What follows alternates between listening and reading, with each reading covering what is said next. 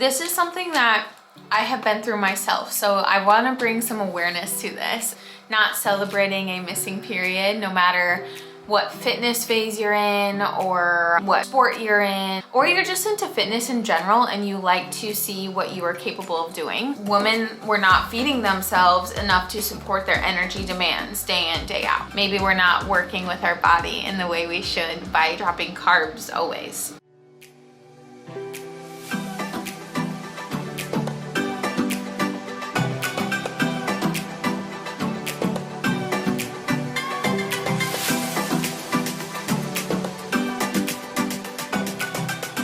I just got a little setup here. I am making a white chicken chili meal prep meal. This is actually, I cannot take credit for this. This is not my recipe. This is at the College Nutritionist on Instagram, Dr. Rachel Paul. She is a registered dietitian as well, and I'll link this recipe below to give her credits. But I've been trying to do one different recipe each week, and since I'm pretty plain and simple of like protein, complex carbohydrate, and get fiber on your plate and a quality fat source. Very simple meals. The College Nutritionist on Instagram, she has awesome reels that have like 4 or 5 ingredients, really quick meals. And this is one of them that I'm making from her inspo. And yeah, it'll be a good lunch prep for the week. So I'm making this with cauliflower rice and corn as the main carb source, but I'll walk you through it and I'll give you a couple modifications if you need it. Let's go ahead and we'll start making it. Not great angle, but we're making do. So I'm gonna just kind of assemble this here, and it takes 3/4 cup cauliflower rice. I know that, so I'm just gonna eyeball this. I'm gonna say that's about 3/4 cup. And this is just like the frozen cauliflower rice I got in packs. So 3/4 cup cauliflower rice, that's gonna be your nutrient packed fiber. And then her recipe calls for 1/4 cup of pinto beans. So again, just kind of eyeball that. 1/4 cup is equal to 3 tablespoons, FYI. I'm just gonna do a couple of heaping tablespoons of corn. Again, her recipe calls for 1/4 cup. And then chicken, so 4 ounces of chicken. I'm gonna turn my food scale on, and then I'm gonna do 4 ounces of that. And again, if you need to like tailor this to your specific needs, you can definitely add more chicken for more lean protein. So I got 4 ounces in there. And then all it calls for again is like, I got this tomatillo sauce, so I'm going to put a couple heaping tablespoons in there. Just the kind of green chili, sorry, bad, terrible lighting. All I'm going to do is mix all this up, and when it's heated up, it's going to be like a white chicken chili meal prep recipe, which I thought was so awesome because, I mean, super simple, super easy. And the modification that I would recommend for this would be if you need to have more carbohydrates at a meal, that you could substitute, do half of the cauliflower rice, 1/3 of a cup to 1/2 a cup, and then add like 1/2 cup of plain cooked white rice or basmati rice. And then that could be another carb source, but you are getting carbs from the corn in there. So this is what it looks like. It's just all mixed up. Again, sorry for the lighting. It's not great. And then all you gotta do is take like a couple tablespoons of shredded cheese, and there you have it. And that's 1 bowl down. And then the goal here with this is to like warm it up. You warm it up in the microwave for like 1 to 2 minutes, depending on the power of your microwave. And there you go. You got lunch ready to go. I'll probably make 4 of these up. Yeah, that was just like kind of a fun recipe.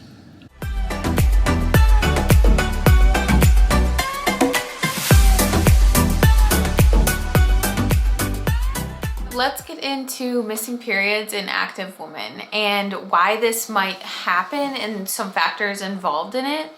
This is something that I have been through myself, so I want to bring some awareness to this of not celebrating a missing period, no matter what fitness phase you're in or what sport you're in, if you are competing for a certain event, athletic event, or you're just into fitness in general and you like to see what you are capable of doing, but not like celebrating, oh, I don't have my period anymore, so that must mean I'm working hard and I'm doing the right thing. Not necessarily. So we're gonna get into it. Now I'm going through the chapters of Roar right now. This is something I'm doing myself just to get myself better educated in the women's health space, specifically women's health and fitness, and understanding the female physiology and why is it that we try to train or eat just like men do, but men see, you know, they drop weight or they get super lean and they do all this stuff. There is a difference just because our physiology is. And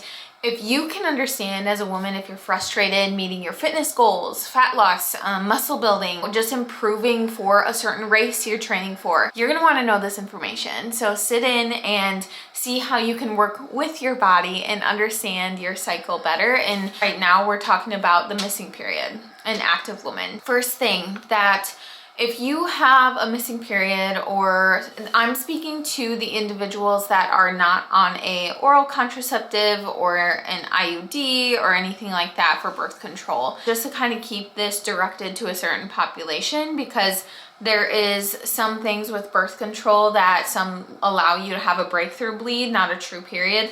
Oral contraceptive is like that, again, the breakthrough bleed, not a true period. So it's still messing with ovulation in a way, but of course everybody does their own informed decision about that part. So I'm just speaking to the women that are currently, you're a very active woman, and or you have some fitness goals you want to reach, a competition you're training for, and you just want to understand maybe how you can optimize that, and maybe you are missing a period and or it's getting super light and is changing and you're just not noticing improvements in your training. A few factors involved in this, and one is the female athlete triad. Essentially with the female athlete triad, the scientists have put it on a spectrum, one side or the other, or you could be like teetering in the middle. One side is having adequate fuel, nutrition for your body, regular periods, and healthy, strong bones. On the other side of the spectrum is poor nutrition, so inadequate calories, inadequate fuel for the active load, the training load you are doing,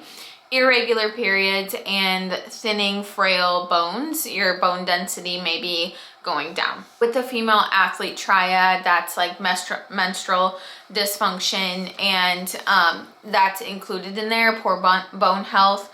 And then it also ties into Red S, which we will get into. What the female athlete triad does is it causes a drop in estrogen and other hormones, which ultimately leads to irregular periods and low bone density when it's gone on for a significant period of time. Birth control can be prescribed as an option to stimulate weight gain in a way for a female that comes in, has symptoms. A lot of times they look at your leanness, low body fat percentage, and then they put you on birth control to stimulate weight gain, which sure, there's a certain point, like a body fat percentage that your body probably feels safe at, but that shouldn't be the only option. There's other options out there, which is going into, so through all of this, reading into this, as a result, what they found from the female athlete triad in that spectrum, a very common factor here was women were not feeding themselves enough to support their energy demands day in, day out. Energy deficiency. Then we go into Red S, which is relative energy deficiency in sport. That can come from a multitude of things. With Red S is like low energy availability, you're overtraining, expending a lot of calories, you're experiencing metabolic dysfunction, low bone density, your digestion has taken a hit, probably has slowed down. Those types of things can happen from that. And then in that is the triad, of which I'm gonna insert a photo here about how that is connected there. And again, what's the common factor in this? Insufficient fuel, or what's called low energy availability. A lot of times in the endurance sport and CrossFit sport especially, a lot of times the goal is to, you know, change your body or perform better. So the lighter you are, perform better. Paleo, keto, intermittent fasting, high protein diets, low carb, high fat, all those can be thrown out there. The overall goal of those diets is to reduce overall calories. But if you're training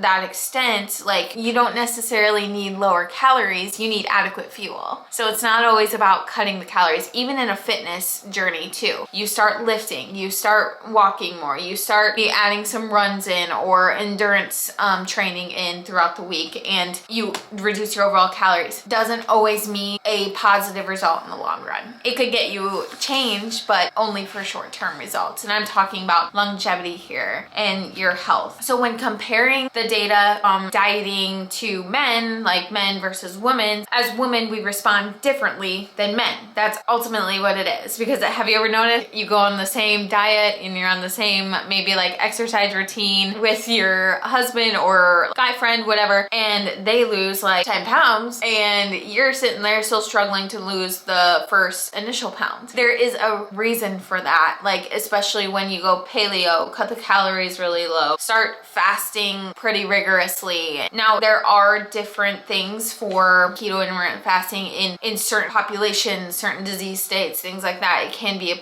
tool, but shouldn't be used if you are looking to, you know, optimize your metabolism, optimize your health for the long run.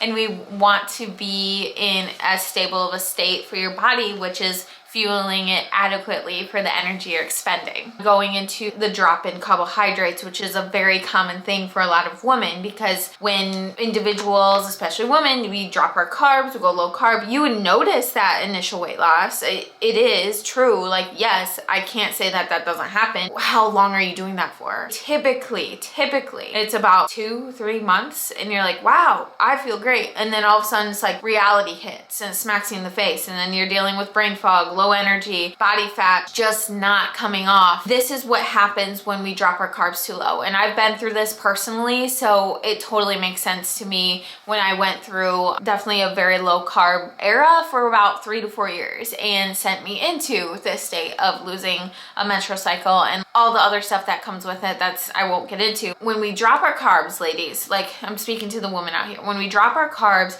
this sends a signal to your hypothalamus in your brain. And as we know, the hypothalamus, if you haven't watched my initial video about the cycle, the hypothalamus is a regulator for fatigue. When the hypothalamus is like, whoa, we just got to drop in our main fuel source, your body, your brain says, oh, there's not enough energy to support bodily systems. So your menstrual cycle. And as we know, menstrual cycle, 5th vital sign. So in turn, this down-regulates your endocrine system, so your hormonal system, ladies, and can decrease luteinizing hormone, which ultimately shuts off signals for ovulation and estradiol production. So if you think all those hormones we need for a cycle. So what happens with a decrease in estradiol, this is a type of hormone, part of estrogen, it increases estrone, which is another hormone that makes up, there's 3 types of hormones that make up estrogen. Estrone, when that's increased, estrone's job is to stimulate fat tissue secretion. You get where I'm going here? This will signal the body to store body fat and store that cortisol stress hormone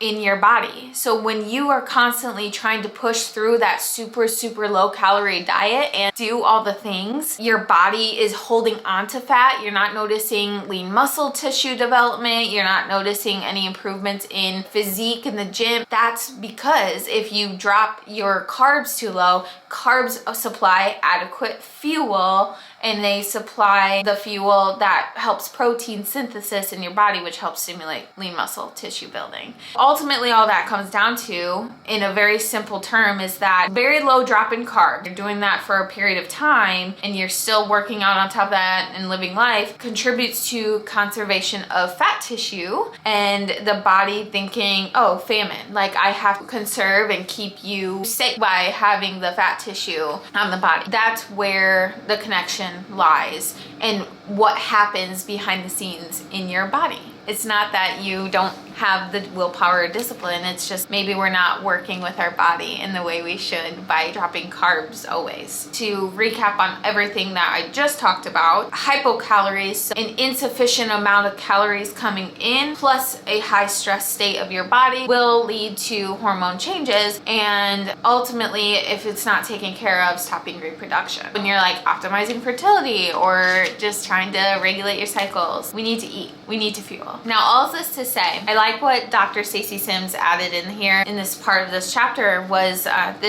she explains, okay, this is why keto, very low carb diets don't work well for women long term, and they work better for men. Again, going back to that example, the guy gets leaner, gets fitter, gets stronger when they're on these types of diets, but the lady's like, I feel like I almost gained weight during this process.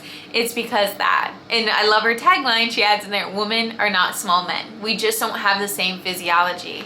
So we need to work with our bodies. So to wrap this up on this little lesson here that I was learning about, if you're not getting your period, that might be time for you to reevaluate your recovery and your nutrition. What are you actually fueling your body with? And be real with yourself. Are you fueling properly to support the energy demands on a daily basis for your regular cycle to occur? I just really want to put out there, let's celebrate your cycle and not make it this daunting thing. And I get it that some women have some stronger period symptoms than others, but it can be solved with learning, like go through the process. Can I eat different foods during different phases of my cycle? Can I do some of my own research too behind the scenes? How can I improve PMS symptoms? Because it's out there. And nutrition and lifestyle is a very powerful tool. We can utilize this information. I'm utilizing it to really try to enhance my training, enhance my fitness. And yeah, let's embrace it. Let's embrace our female physiology and crush our fitness goals. So thanks for tuning in. I hope you like the recipe in this video. I hope you like content of today's lesson, and stay strong, stay nourished, and I'll see you in the next one.